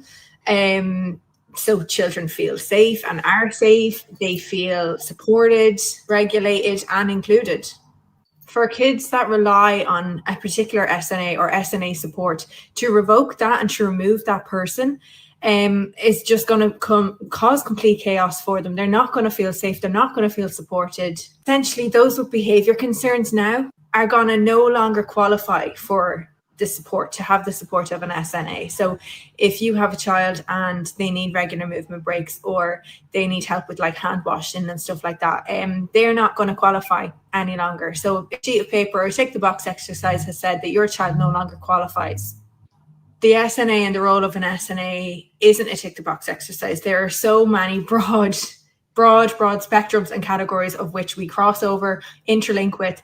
The schools are under massive pressure already. The teachers have a huge workload already. And revoking SNA access is just literally taking away so many resources from a school.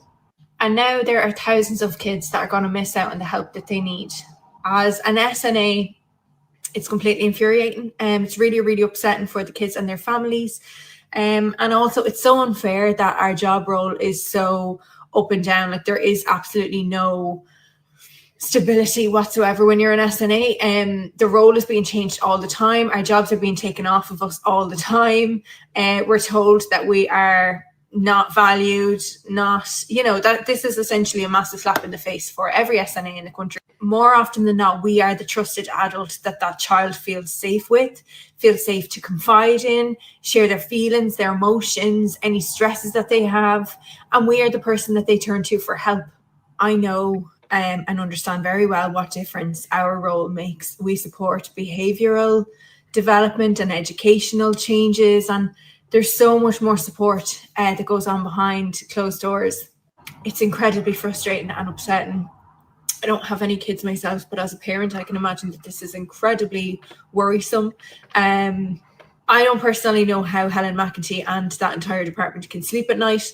They walk into schools. Helen does school visits all the time. I just saw on RT yesterday, she visited a school, and above her, as she spoke on the stage in a school hall, above her there were rings on the ceiling of damp marks. Like the schools are underfunded. There is not enough support and resources as it is, and now they're going revoking SNAs from these kids as well.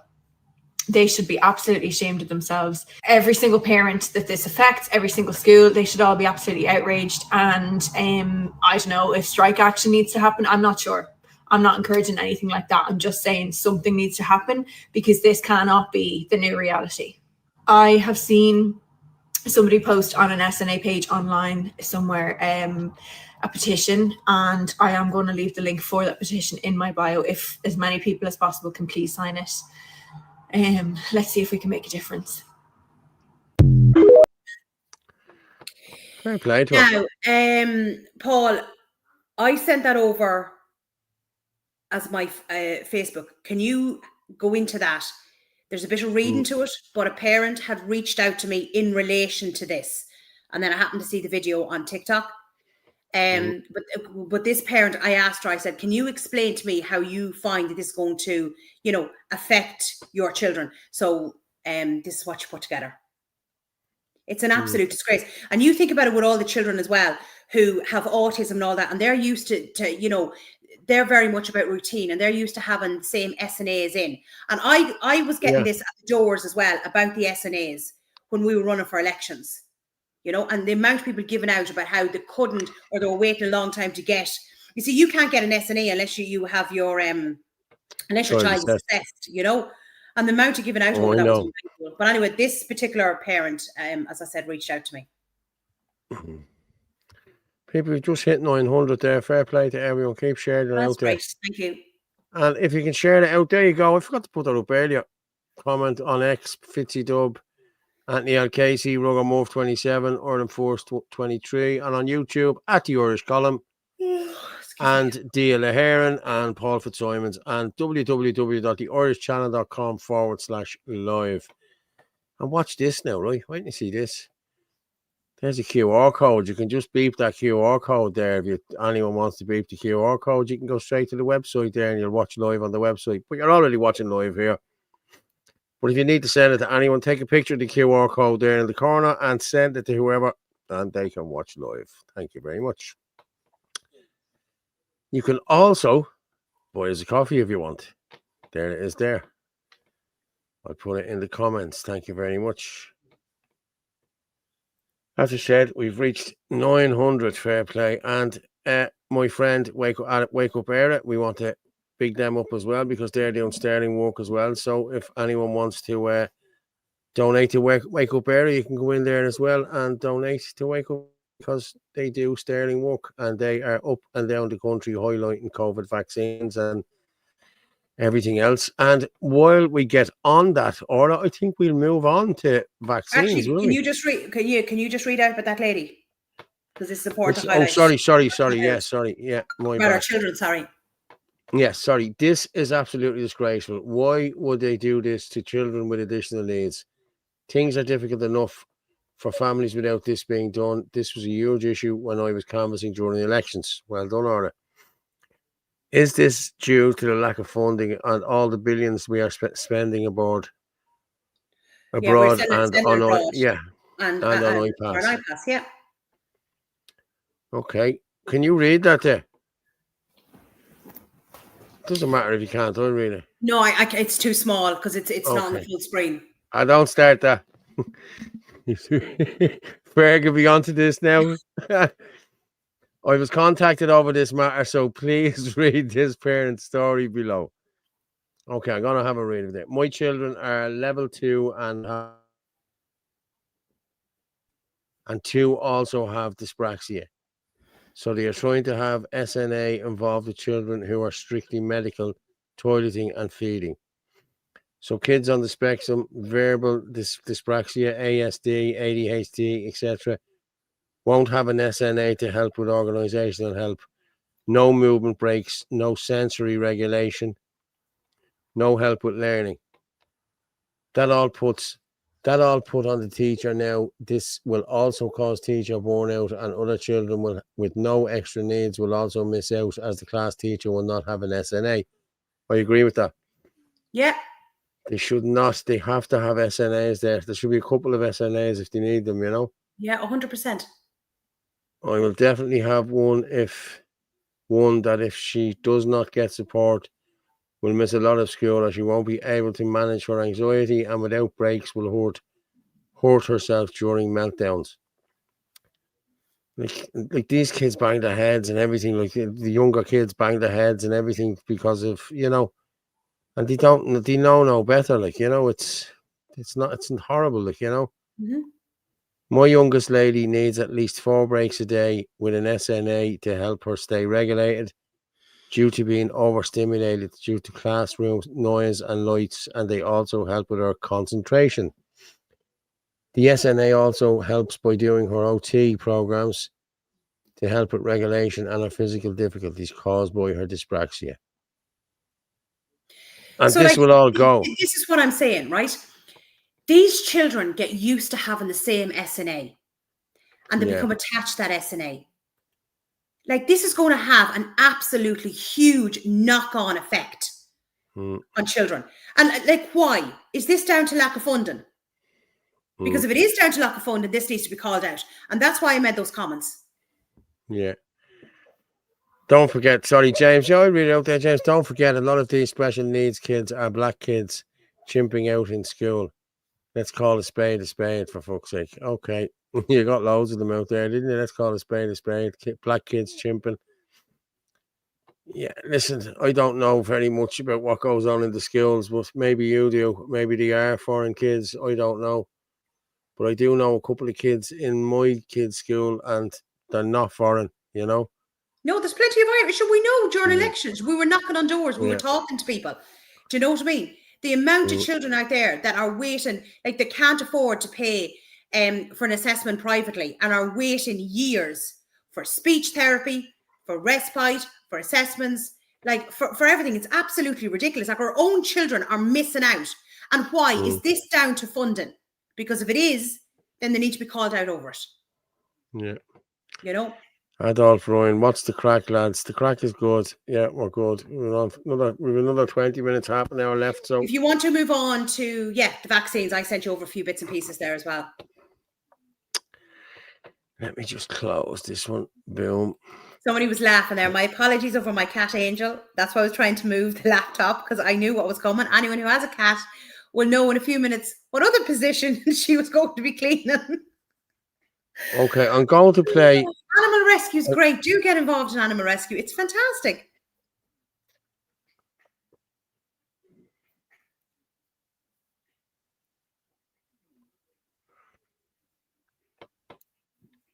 I have all the vaccine stuff together. They're all one after the other. I'm just too good to you, Paul. I'm going to play this one here. This is Mikey Eden. Okay. Yeah. Let me just.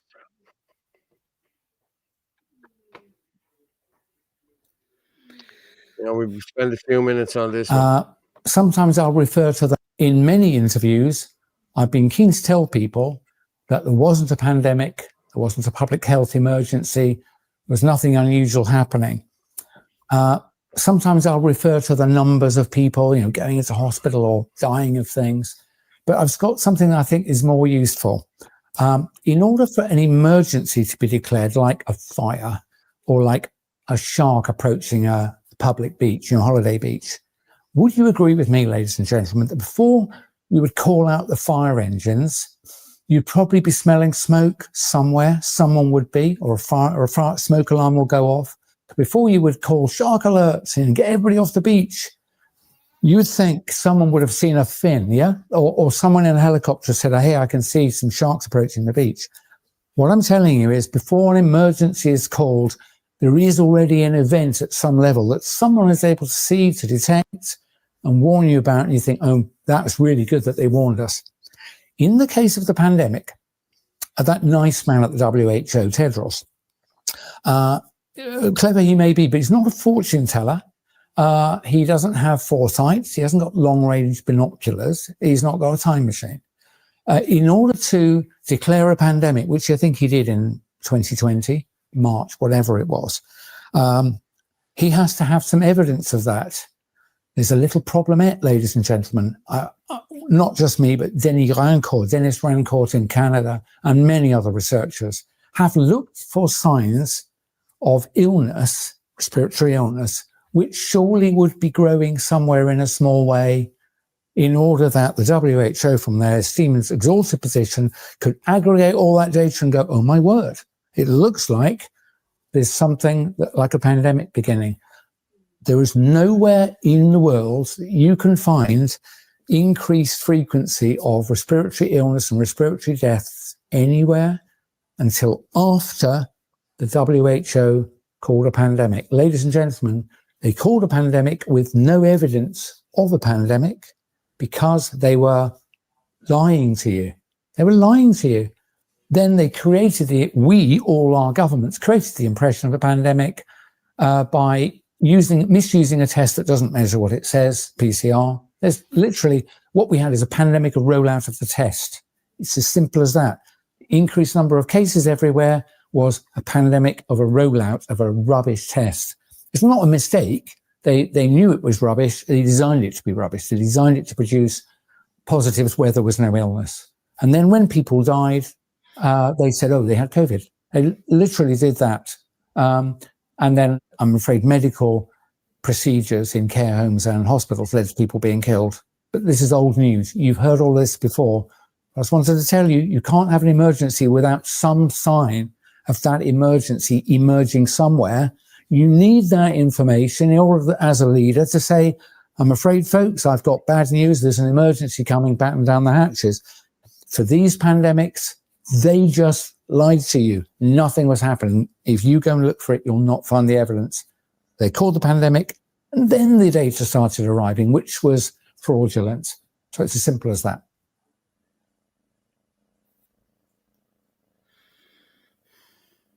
You're muted.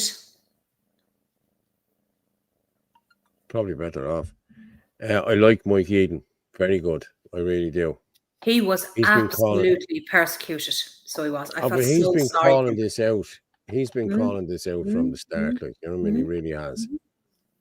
And he's right what he's saying there. Do you reckon 17 million have died in the US from the vaccine? That's what they reckon. Probably. Dennis Rancourt. But sure, we don't know because the VAERS reporting system isn't accurate. They reckon only 1% is being reported.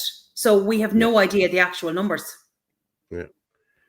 Yeah, it's listen, we know the numbers. It's just getting them out there. Yeah, what did he say there? General Eisenhower said, "Thank God we won the war, otherwise we would be tried as war criminals." Yeah. That was in World War II. I'd like everyone to leave here tonight with respect for one another despite our differences. Can we just do that, people? Yes, we can do that. I can do that. I respect everyone. I have no problem with anyone. But lads, you can see but I haven't attacked anyone. Nobody that I know has attacked anyone. So listen, I'm happy to sit with anybody and talk to anybody. Okay, so yeah, we need to do this for the country, and I agree with you. Document called Rockefeller 2013 COVID the plan described the pandemic years in advance, masks, lockdown, jabs, etc. Sure, Event 201 was. Did you watch that Event 201? No. No, that's the one that Bill Gates, the simulation in October 2019 in New York. They done that in New York. It was a simulation. It was called, what was it called? Listen, they had the news channels involved in it. They had army involved in it. They had the whole lot, and it was just a big scenario. Someone died, and yeah, it was how the pandemic would work out, how you get the media on board, how the media would stop people from spreading misinformation and disinformation. And now there's a new one, malinformation. Malinformation, yes. So that's correct information, but they just don't like it being said. I mean, I've just heard it all now. I'll be done for that the whole time. Even if you're telling the truth, you can be done even for if you're this telling the now. truth, yeah. Come on. Yeah. No way. No way. I know. It's ridiculous. I have a couple more there, haven't I? About yeah, this? I have them all. They're all together. There's a thing on SIDS. There's Brian Ardis. There's Ryan Cole. There's no vaccines, no accountabilities. Do you want Brian Ardis or who do you want? Just go in order. Right, we'll go vaccines with no accountability. Mm-hmm.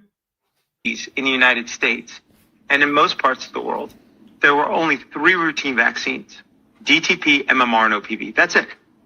That's all there was. 7 total injections. That was the sum total of our childhood schedule and of the adult schedule and of the pregnancy schedule, since there were no adult routine vaccines and there were no pregnancy vaccines back then.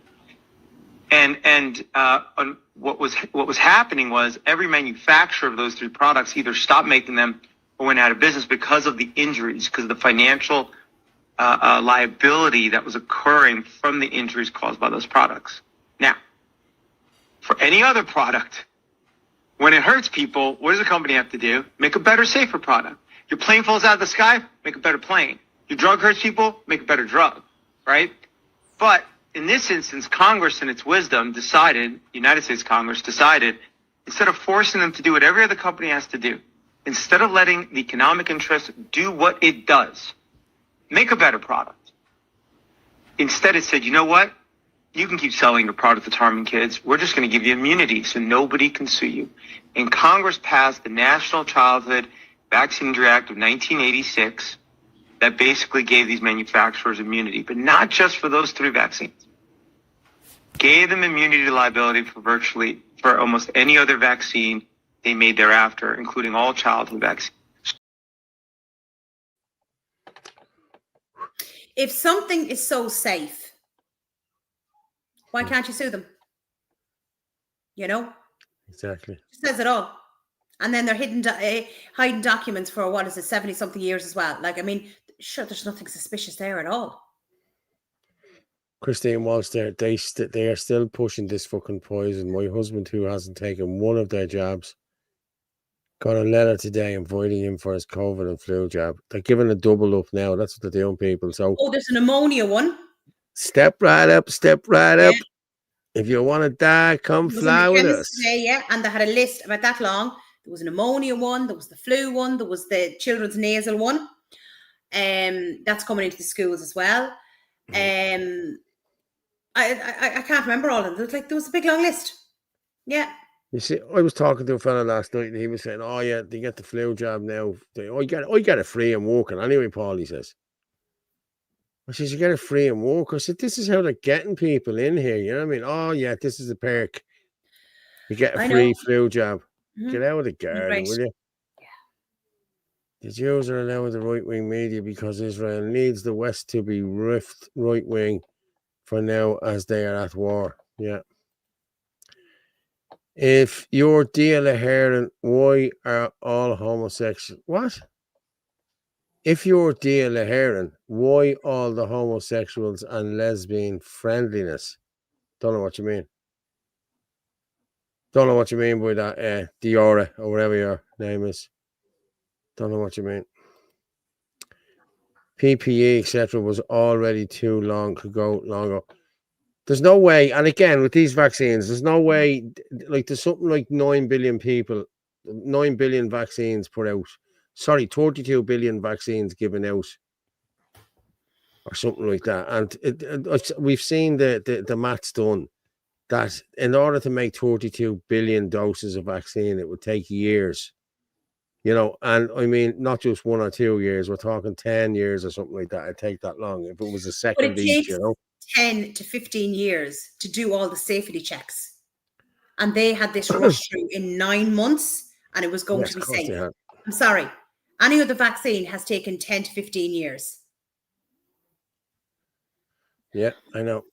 But I was told this in December 2019, I was told it. No, 2020. When did the vaccine come out? 2021, 2020. The 11th of December 2020, the vaccine came out. 2021. And 2020, it was January 2021, it was rolled out some other places. The pandemic that everybody died in, that was 2020. We were locked down from the 12th of March. Yeah. Yeah, but yeah. I have another one here as well. Hang on. Brian Ardis. Oh, he's very good. We'll go with Brian Ardis, and then we will go with Ryan Cole. Okay, we haven't got long left, so. Yeah. There is an experimental drug called remdesivir that will be responsible for their death. Yeah, I explained the entire way in which everyone with COVID-19 being diagnosed in the hospital, how they died between day 1 and day 9. Everybody died on day 9 of a 10-day treatment with remdesivir. Yeah, they called it an antiviral drug. Dr. Anthony Fauci claimed in May of 2020 it was found safe and effective in a drug trial in Africa a year earlier in 2019. And he hyperlinked the study in his memo to all hospitals. I happened to be retired. I opened the link to read the study about this drug I'd never heard of. And imagine my shock that in that trial in Africa a year before COVID, it killed 53% of all people they gave it to. And the safety board for the trial had suspended the use of remdesivir in that trial at month 6 and notified the funders that this drug is too deadly and too toxic. We're not using it anymore against Ebola patients. Guess who I discovered in that research study was the funder of that Ebola trial in Africa in 2019. Dr. Anthony Fauci and his department at the NIH. So he lied to the entire Congress, lied to the entire American people, and told you that the drug was found safe and effective against Ebola, when in fact the independent safety board deemed it too deadly, too toxic, and had pulled it from the trial. America should be furious. Yeah. Now, bear in mind, Brian Ardis is very passionate about talking about this because his father-in-law actually died after he was given remdesivir. And it destroys the kidneys. Well, it's not supposed to be given. Remdesivir is not supposed to be given No, it's not. It was given during Ebola trials. They killed loads of people. But it states on the actual remdesivir, on the box, on the insert, that it's not to be given to people with respiratory complaints. COVID is a respiratory complaint. Well, that's how they got all of their deaths in the Elderly. nursing homes. You know, all the nursing homes. Yeah. Mhm. Sorry, that girl Fiona Barry. I found data during 2020. Batches were ready to go since 2019. Yeah, I know. I'm getting We know. tired now. Yeah. The primary schools have sent home a letter to children's nasal flu this past week, free for Yes, children. I 2 got an years email from old. school. Yeah, I better check and see how boy. Jabs are laced and affected. Yeah, they were laced and affected. Yeah. Yeah. Right, I'm gonna go with Ryan Cole, and then we'll. He's brilliant. He's a finish it. pathologist for anyone who doesn't know him. Yeah, and then I just want to. The reason you haven't heard most of the things that you've heard today is because the media is in collusion with whatever the powers that be in preventing you from getting that information. All right, next question then. Let's talk about the monster in the room, spike protein and cancer mechanism potentials.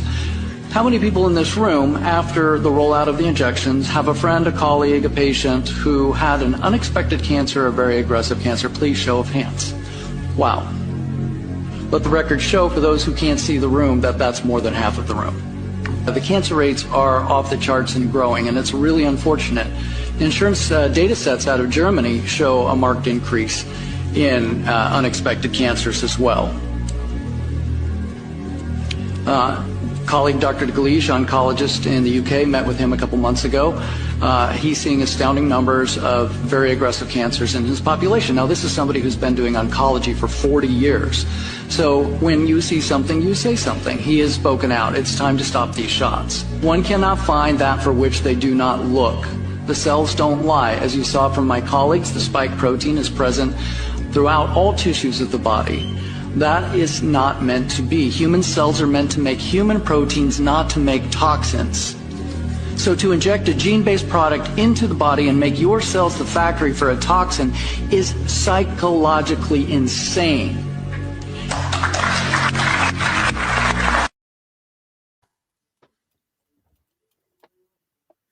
He's very good. I like him. He's brilliant. He is brilliant, I have to Mhm. say. But yeah, people, that's the vaccines again. That's it. Mm-hmm. Yeah. Do you want to finish up with the last couple of videos? One is, you'll see the French flag flying. There's one on free speech, and then there's one on Afghan on holidays. And then I have a little funny video at the end from 3 books. We can finish off on that. Okay. Right, we go with the free speech one. Okay, what was it? Sorry, I don't like the camera. You can have my body cam. I can exhibit that to you. I just don't like the camera, really. Okay, well, I'm doing this because this is my own house, and I am telling you why I'm doing it. So I just need to know why would she's basically viewed a post which is not an arrestable offence. Viewed as Yeah. offence, that's good. Okay. That happened in May, and you're completely fine. The only thing is, Yeah. we need to seize the phone at this current moment. Yeah. I say to you, the phone needs to get seized from us, otherwise we will escalate this further. So, But with a voluntary interview. So have you seized anyone else? Is she the only child you're picking on? voluntary interview, you'd be able to come in Have with you your spoken daughter to anyone and a else? solicitor, No, but we'll there's no come to the arrest. station now. Do you mind letting her finish her sentence before? Yeah. It Does have to get further escalation, unfortunately. That's fine. We'll come to the No, station now. you're not under. The phone isn't seized right now, and we're not able to basically get the phone. We'd have to escalate this further, Yeah. which means your daughter will get arrested. For what? And then Viewing a only social media post? Is No, that? I need to go with her in order to. No, get the phone. absolutely not. What can we do to No. prevent destruction of evidence? I'm sorry. Lisa, That's fine. I would like you to leave now. I'd like you to leave. Okay, I have nothing more to say to you. A social media post. I've got nothing more to say. I'd like you to leave. You've harassed this child enough. I'd like you to leave. Lisa, that's no worries.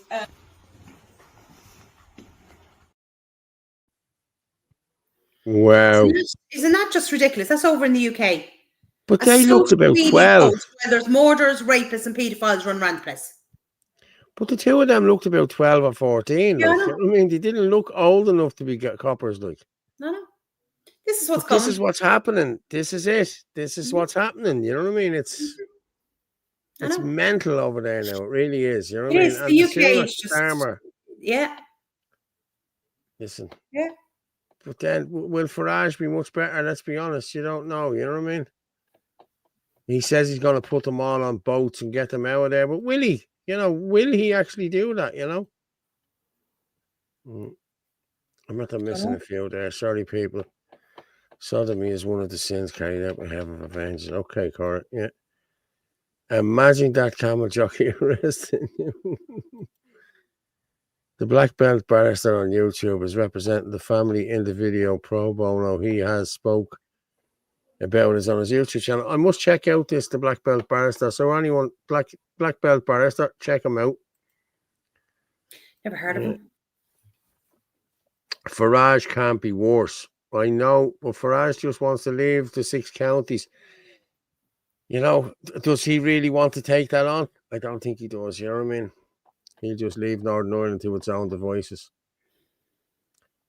The Met police are gone desperate. All police are gone desperate. All police. Let me just go. We go with the Afghan on holidays. This is your mate again. Oh, Dylan, yes.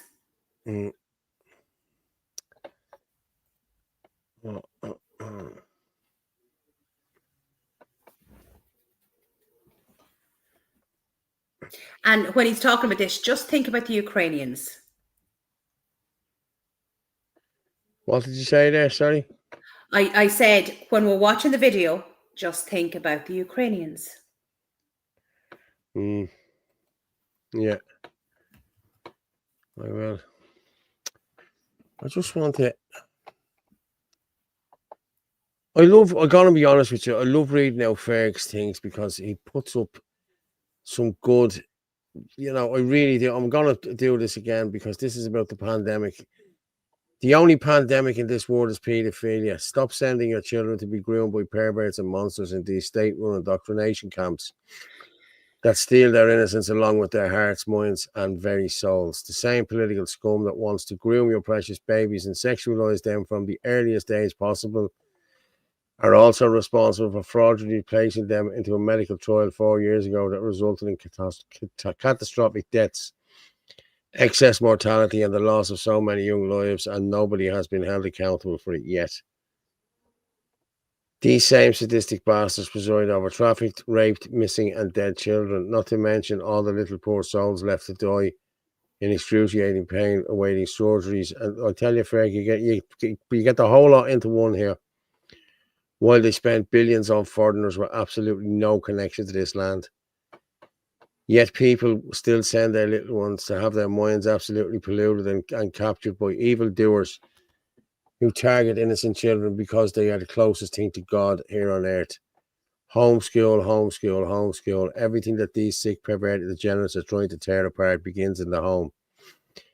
Keep your family unit strong. Put the full armor of God. Yes, and make sure you're there tomorrow for the Guardian Remembrance at 2 o'clock, and take back the power from this disgustingly corrupt and rotten state that seeks to destroy childhood innocence and their own sick, twisted gains. The Minister for Indoctrination is responsible for absolutely destroying our home under the tenure as a Minister for Justice.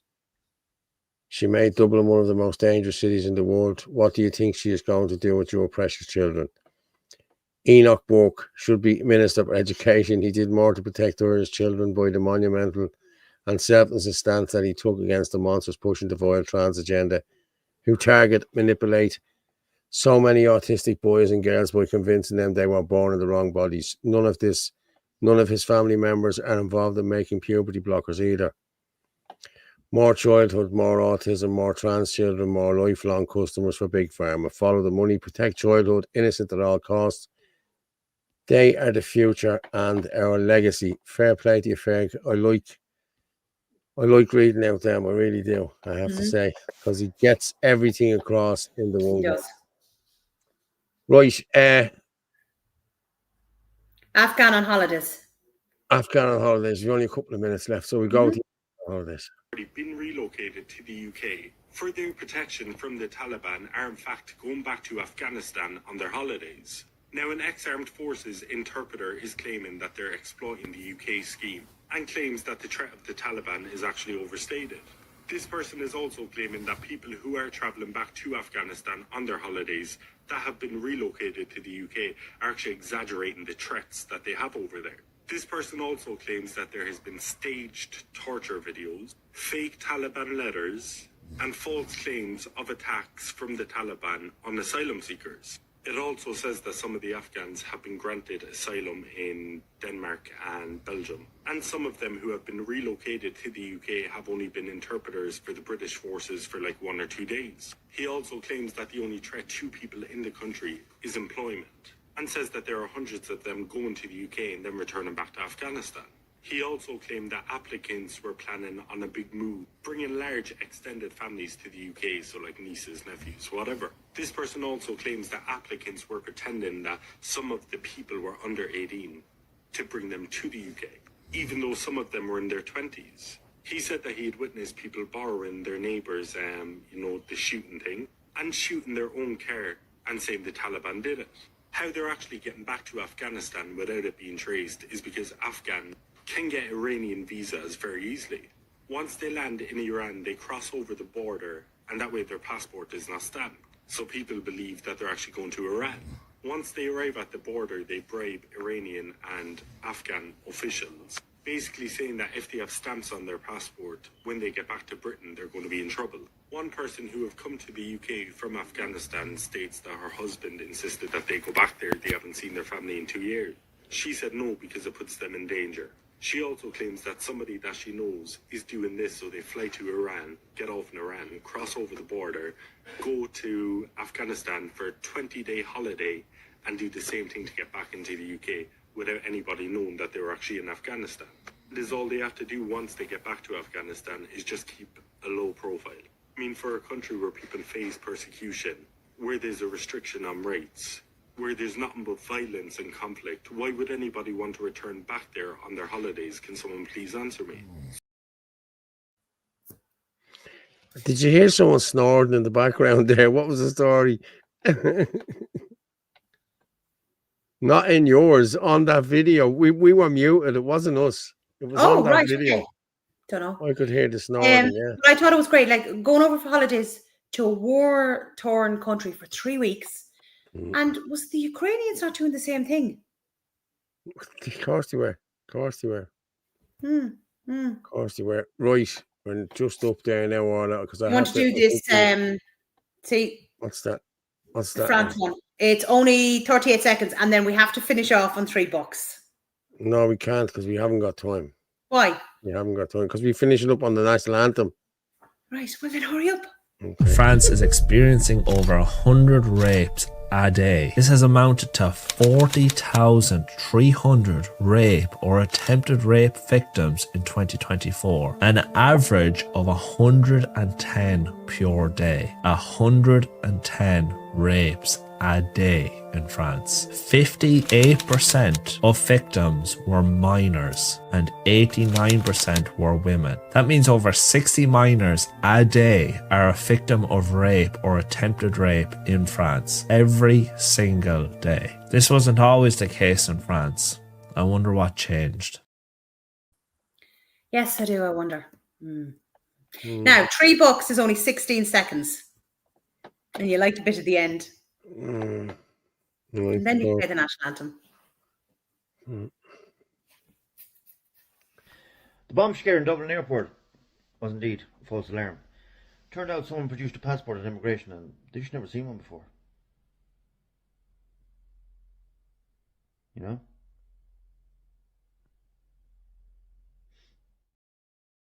You couldn't be up to... The bomb scare in Dublin airport was indeed a false alarm. Turned out someone produced a passport. We've only a minute left. Yeah, I'm not muting now. Right, we've only a minute left. I meant to play. I have to be finished by 2 hours. I only set it up for the 2 hours order, so I have to be out of here. No, we're done. Paula, thank you very much. No I'll drop you down. Thank you very much for this evening, and I'll talk to you in a minute. Lads, I'm sorry. I got loads of texts and messages in there, and I know I should have done. I know I left it too late. So listen, the truth is like a lion. As we say every night we're finishing up, the truth is like a lion. You don't have to defend it, you just let it loose.